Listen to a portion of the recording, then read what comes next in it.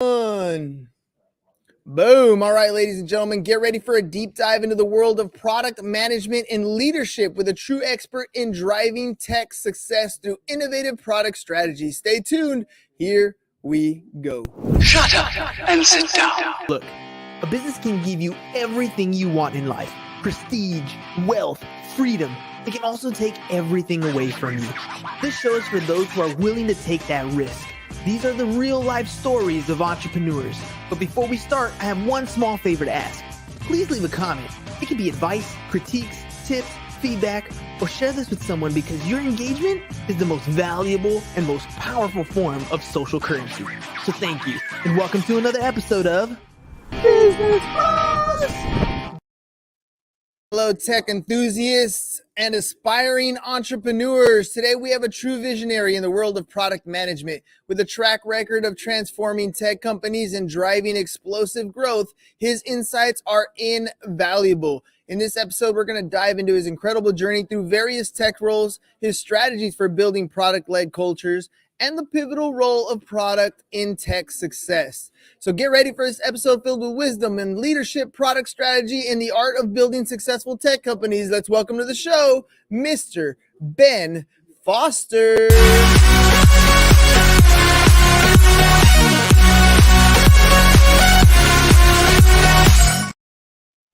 Party can start now. Let's do this thing. Welcome to the program. Awesome. It's great to be here. Thanks so much for having me. Of course. Let's start off with the first most obvious question. As always, you're here to promote something. There's a way that you make a living. There's something that you do as an entrepreneur. What is that? Sure. So I'm the founder of a product advisory practice called Prodify. And really what we're all about is helping entrepreneurs of usually really early stage tech companies, sometimes some later stage tech companies as well, to be as successful as they can by thinking about their product strategy properly and thinking about how they can scale their organization to be successful and continuing to deliver customer value as they continue to grow their business as well. And what kind of companies are you looking for? Products vary from all kinds of different spaces, from retail, clothing, to tech stuff, to like literally a Starbucks cup. What is the target audience that you're going after? What kind of products are you specifically looking for? Yeah, sure. Plenty of products out there, like you said. Our focus is really first and foremost in the technology side of things. So we're thinking about digital products, apps that you can download, web tools that you can use, et cetera. So we tend to work with a lot of companies in the tech space. A lot of times they're VC backed. And so they've got, various investors. They have a lot of high expectations on them, and they're really looking for that sense of hyper growth in those early stages. Yeah, some of these products could really, really just take off. I remember watching, speaking of Starbucks cup, I remember watching or learning about the guy who created the little sleeve that goes on there. And then the kids in class, we often watch Shark Tank, and there's always like Scrub Daddy stands out for me personally, because I literally use Scrub Daddy on my sink all the time. These little products that kind of take off in the digital space. I feel like it's almost always something that is gamified, whether it's something that you can use on a regular basis. Like I like to use Acorns, for example, to kind of put some money away every once in a while, kind of a gamification of that sort of stuff, to literally games that the kids are playing on their phones all day long. What differentiates a product that a VC would want to put money into? Yeah, when you talk about gamification, what you're really talking about is a subset of something that's a little bit broader, which is behavioral science. And, we all are humans. We make decisions as humans. We have flaws in some of those decision making. We have certain motivations that impel us to take certain kinds of actions. And really, when you're trying to drive for engagement, especially in the earlier stages of building a product, or you're trying to improve that product to try to get more people to use it on a regular basis, what you start to think about is, well, what are all the motivations that people actually have? What are the reasons that they do the things that they do in the application? Why do they check it on a daily basis, et cetera, right? And so the more you can understand behavioral science, the better a position you're going to be to design really good products that are going to be highly engaging, that people are going to want to use, and come back to on a regular basis.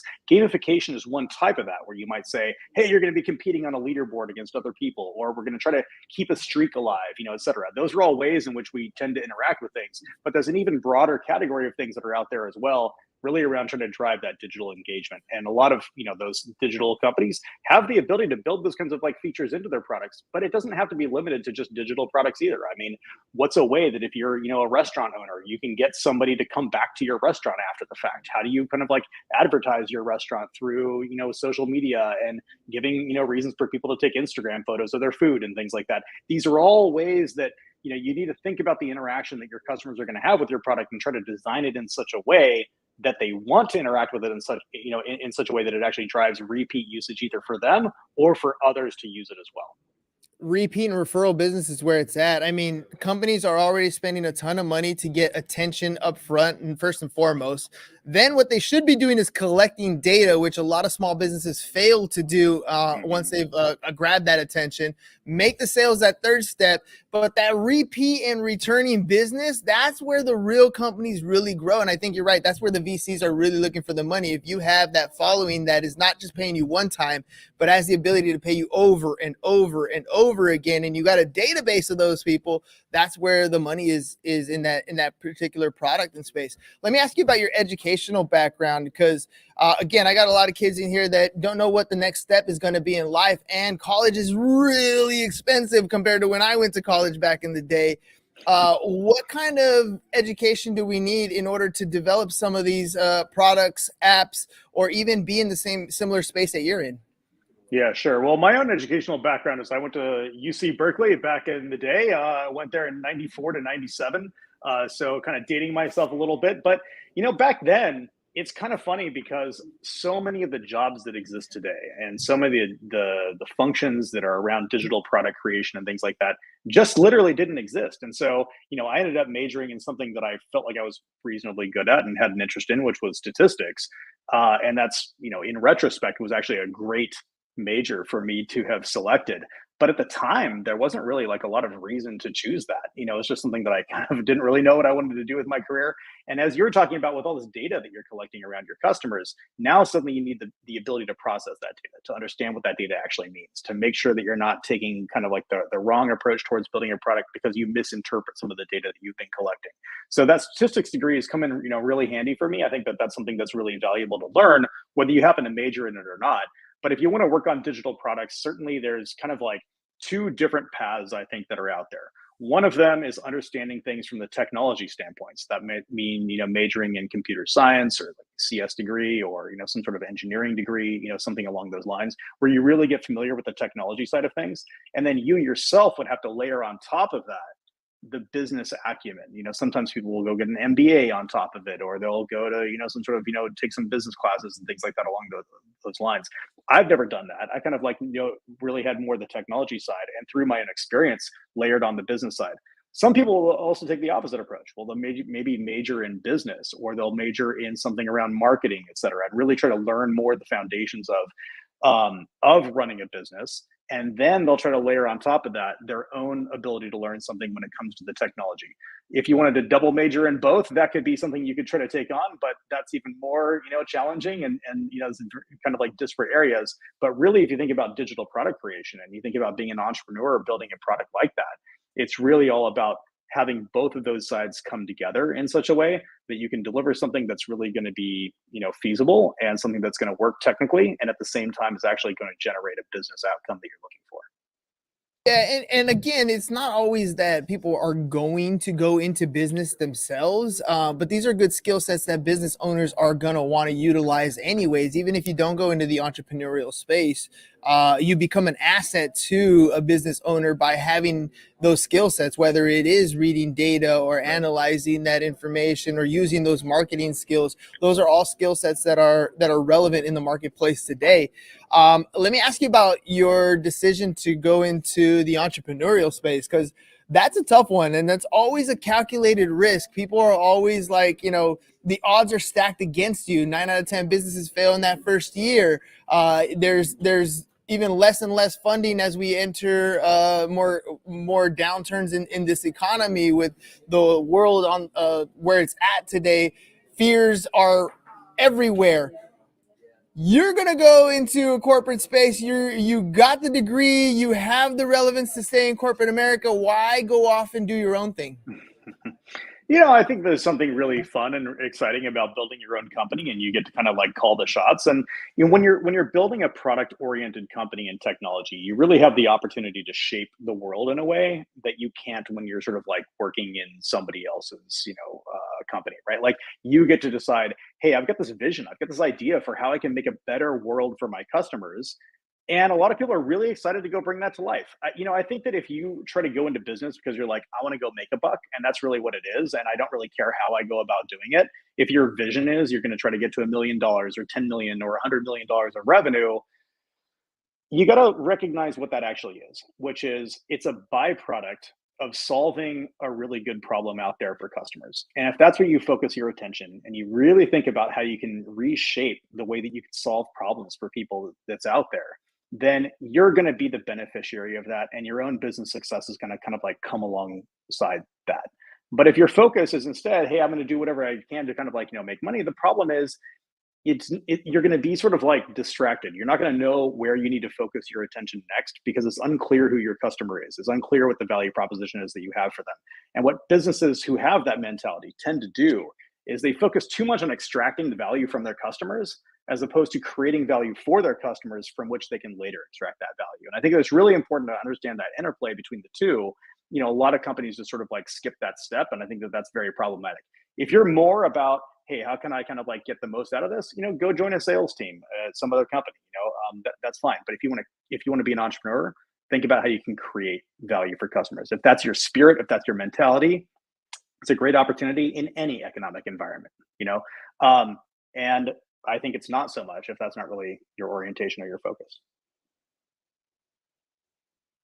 It doesn't matter where you go, the problem is always going to be there. That's the issue with life, and that's the value that an entrepreneur brings to the table. Is they're the problem solvers. They're the ones who are going to put out the fires on a regular basis. They're the ones who are going to take the capital investment risk up front. They're the ones who are going to take the test approach, right? Because that's the kind of the problem with an entrepreneur is they don't really know what the answer is going to be. They have an idea of where they want to go, but there's always testing that has to happen. You try that, it didn't work out, modify, adapt, try that, it didn't work out, modify, adapt until you figure out your process and you have that in place. And that's kind of not everybody's built to take on that many failures, I guess is what I'm trying to say. Yeah. Everybody has that little bit of a struggle. What advice would you give to somebody who's thinking about starting that today? Maybe they don't know what their tolerance is on that failure aspect. Maybe they don't know exactly what it's like to be an entrepreneur, but it sparks their interest. They're like, I don't know if I want to go work for somebody. This might be something I want to do. Mm-hmm. Yeah, I think that if you've got an idea for something that you want to go solve that's going to make sense, go validate that, early, right? Go talk to investors and see if that's something that they'd be interested in. Ask what kind of metrics they'd want to see from your business if they were going to invest. If you wanted to go talk to potential employees that you could hire, go ask them the kinds of companies that they would want to join and what kinds of, early success they'd want to see. And the information's out there, right? You just have to go ask. And I think where a lot of entrepreneurs get in trouble is when they have this whole idea in their head and it to them makes sense.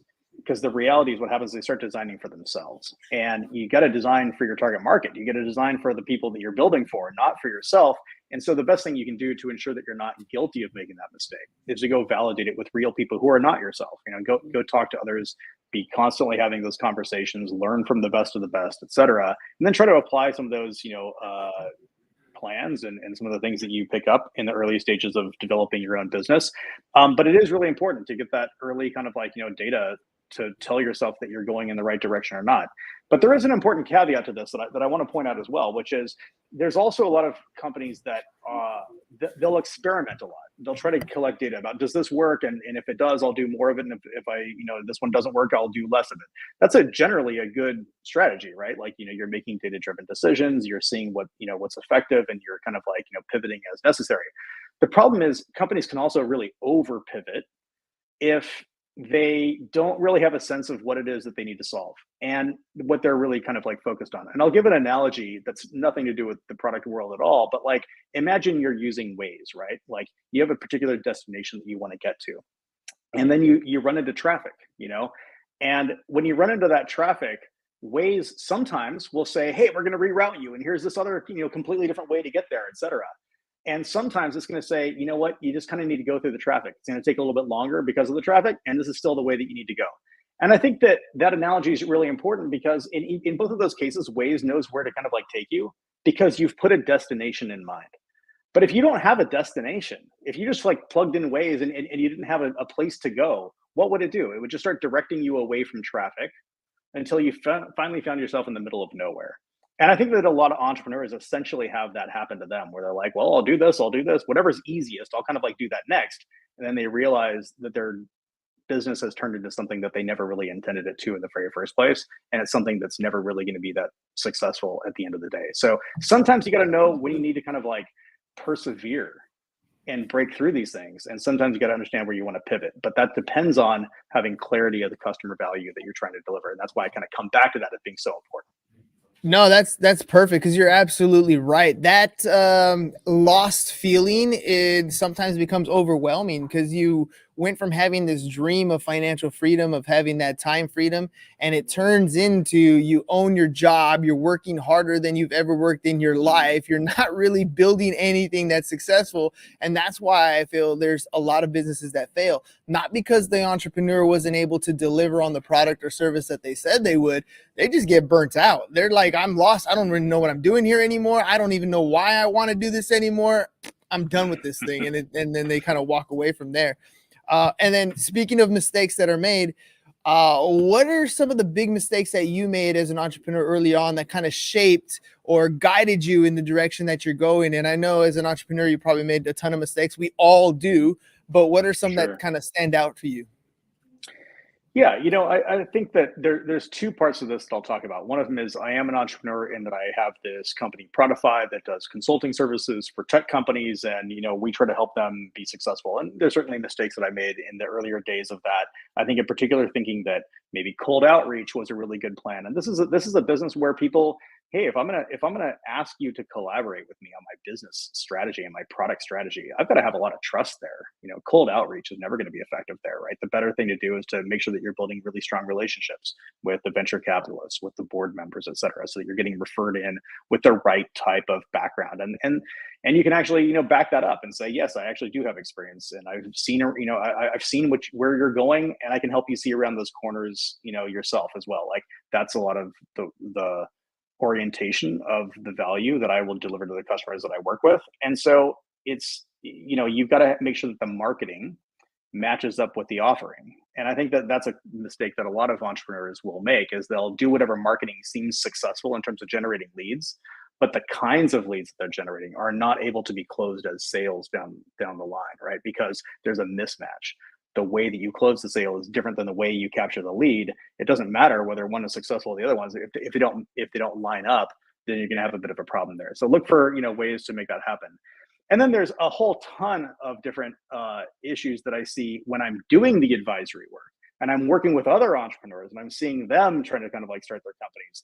There's a whole slew of different types of mistakes that are there in product companies. My company is actually a service company, ironically helping other companies to become more product driven.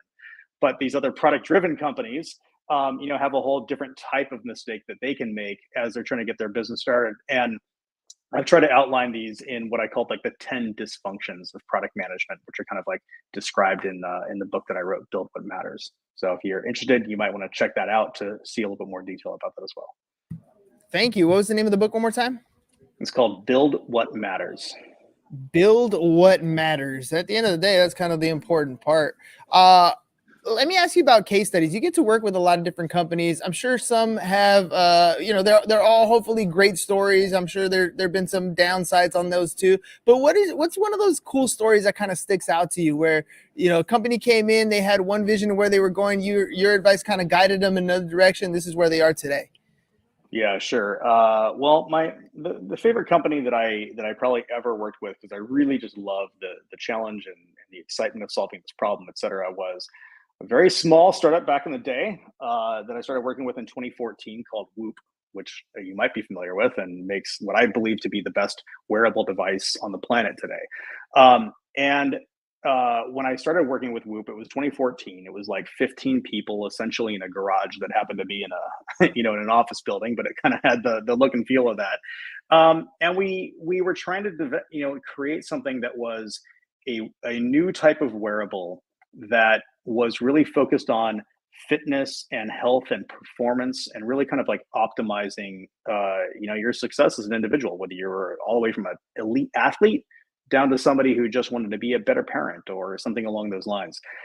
So we had this vision for what we wanted to create, and myself and the founder of the company and the CTO and the head of design and all those kinds of things, we all worked together to generate what this idea for this product could be. And there were all kinds of points of friction that got in the way. The device was expensive to make. It was hard to manufacture. There was new technology that was there. Sometimes the technology didn't work, and it required, months of revisions to make it actually work with the level of precision and things like that were necessary. So it's a good example of one of those where you had to pivot based on some of the things that you learned. For example, instead of selling really expensive devices, the company eventually moved into selling it as a subscription product. So you can get started for as little as $20 a month, right? And that really kind of had this incredible drive towards growth, which kind of got the company to this multi-billion-dollar valuation that it is now. However, there were other kinds of areas where you didn't want to pivot. You needed to persevere. And there were a lot of other advisors and people like that who were saying in the earlier days to the CEO that they needed, that the device needed to have its own screen, or saying that there's no way that it would work as a hardware company, and you just needed to do an integration with some other hardware company and just focus on the software. And any of these decisions would have actually killed the value proposition for the customer. And so the more clarity that the company had about what it is that they wanted to do, what the customer value proposition was, what the differentiator was going to be in the market, what was going to make it a better product than the other ones that were out there, et cetera, required kind of like a consistent effort to get through those things. And I think by successfully navigating that, pivoting where pivoting was necessary, holding steady where it was necessary to hold steady, which was all grounded in this sense of a product vision and an idea of who this target customer was going to be and what was going to make this product better, really helped to propel the company to where it was. And I actually later joined as the chief product officer at Whoop, and through a couple of years, and a big boost that I think happened through COVID and things like that, we took the company from being, I think it was something like a $250 million valuation when I joined, and about 2 years later was a $3.6 billion valuation. So, really nice kind of like successful outcome for the company so far. And there's still a long way to go, but it's an exciting kind of like space. And it's probably one of my favorite stories. And at the end of the day, that's what it's all about. That's the growth that we're looking for. That's the consultation that you need from a company that works out of a quote unquote garage at the beginning and kind of grows that valuation to where you want it to be. Of course, they could have gone with almost any consultant out there.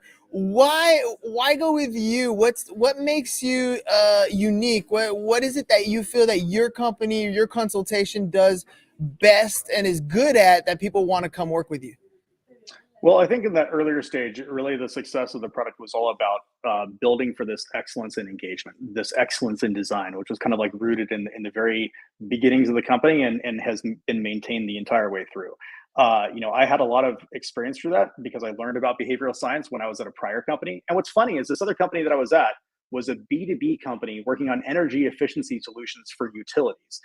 Completely different space, right, than like consumer wearable tech. And yet there were these elements that I had picked up through the advice that I had been given with science advisors who were really familiar with behavioral science. All the people who wrote the books in that kind of space really taught me everything that I needed to know about how to design a good product rooted in behavioral science for that, elements of gamification and all these other kinds of things that we've discussed, to really take that and those learnings and say, okay, here's how in general you can apply that to the next product that you're building. And again, it doesn't even matter what kind of space it is, because no matter what product you're building, you're designing it for humans. And we all have these same kind of like ways in which we interact. And so I was able to bring, I think, a lot of that to the table early on, which was really helpful for them in terms of, thinking through what the priorities were for the product, how it needed to be designed and so on. It was fantastic. But then we kind of moved on from there to talk more about how the company could scale. And so depending on the stage of the company, you might have different areas of focus. And I would encourage you, whether that's working with me or with anybody else, to find somebody whose expertise matches the needs of the company at the moment. And it's always going to be something that varies from time to time. So really understand what your needs are, where the gaps are, and try to fill those gaps wherever you can. It's not about the ego that you have as a founder or an entrepreneur. It's about understanding what your limitations are and how you can go to kind of fill those in with the people that you can surround yourself with. and have yourself mentors and consultants who can kind of push you past your own limiting beliefs when you do have some of those limitations that are kind of self-imposed. And I like how you structure that all throughout today's conversations. You're not only getting the input from your customer base, you're also getting the input from those trusted advisors. You're kind of focusing on the mission, the core competencies, and the core mission of that particular company, kind of taking all that information and figuring out where that vision is going, where you're going to push the direction of the company. As a consultant, you're the visionary behind your consultancy. Where do you see yourself going in the next few years? What's the vision or the future of your company?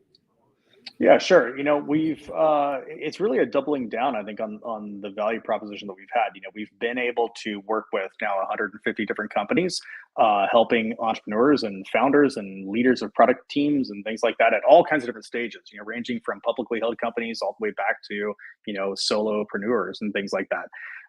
And what we want to do is continue to develop best practices that we can share with the next company. So what's kind of fascinating, right, is you get into this advisory work, and the reason that I did is because I wanted to teach a lot of the things that I had personally picked up and share that with the next class of entrepreneurs and investors and things along those lines. And I think the person who learned the most through that was actually me, right? Because as I work with one company and the next, I start to develop the pattern matching and see the similarities of the companies that are successful, the things that are similar about the companies that are unsuccessful, and start to say, aha, I get it. These are the kinds of things that a company needs to do earlier and better. And these are the things that are most critical. And if you need to prioritize between X and Y, prioritize Y over X. Right? I've learned a lot of those kinds of things. And the more that I can develop that thought leadership, the more I can see those patterns from the companies that we work with, the better of an advisor I would be able to be. And so, when we say on our website or something like that, we worked with 150 companies, it's not just about saying we've done a lot of work, you should trust us as well.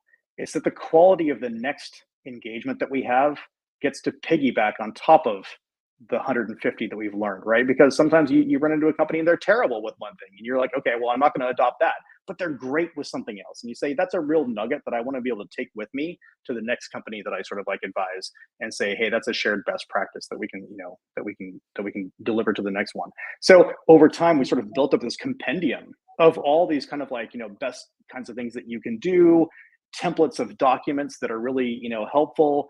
If a company is scaling their product team and people are saying, hey, how do I grow my career? We have this career matrix that's just rather than you building this from scratch, we've been working on this for 20 years ourselves. Why don't you just take it and run with it? And so, the best kind of companies are really built on the shoulders of giants. And if we can help to kind of connect the dots between these other companies that have done things really successfully to the next company that needs it, then that kind of extends what the value is that we can provide to those next companies that we work with. That's an example of iron sharpening iron, right? You're in here trying to elevate your skills. You're learning from these companies as you're helping them elevate their products and services. I mean, you're taking all those SOPs, those same marketing materials, those same strategies, applying them to the next one. You're just getting better and better over time. I can imagine how that pans out. If people want to reach out to you, Ben, if they want to find out more about your company, what it is you do, how to get consultations with you, how can they do that? Yeah, sure. 3 different ways. One, you can email me, ben@prodify.group, really easy. Number 2, you can reach out to me on LinkedIn. My handle is really easy to find. It's just Ben Foster. And then you can also come to the website, which I know has been scrolling down to the bottom here, prodify.group. That's PRODIFY.group. And we have all kinds of really, valuable information and blog posts and things like that there as well. So, take a look at some of that stuff. There's a lot of free materials that we try to share because we really do care about making entrepreneurs as successful as they can be. And to the extent that we can be even more helpful by, working with them very directly, et cetera, we're always happy to kind of take those calls and see where the conversation leads. Granted, ladies and gentlemen, entrepreneurship can be tough. It can be stressful. It could drive you up the wall. It can make you lose your hair. Who knows? It can do all those different things. But when you have a team that can help you through these ups and downs, it makes it a lot easier. And when you do have success, it is really fun to enjoy some of those perks of not only your own financial success, your own financial freedom, but the impact that you're making because you're doing a good job. You're receiving those benefits. And Ben's literally literally helping companies do that, especially in the retail and digital space. So Ben, thank you very much for coming on the show. One more time, ladies and gentlemen, the website is prodify.group, prodify.group. Scrolling across the bottom, you can reach him on email at ben@prodify.group or LinkedIn at Ben Foster. I almost said Don, but it's not, just at Ben Foster. All right, Ben, thank you very much for being on the program today. Appreciate you taking the time. Ladies and gentlemen, we'll catch you guys on the next one. Peace, and we're out. It's over. Go home. Is your business in need of marketing? Try starting a podcast, but not just any podcast. Podcast like a pro. We can show you how to take your business from being invisible to becoming a brand people trust. Go to www.businessbros.biz to get started today.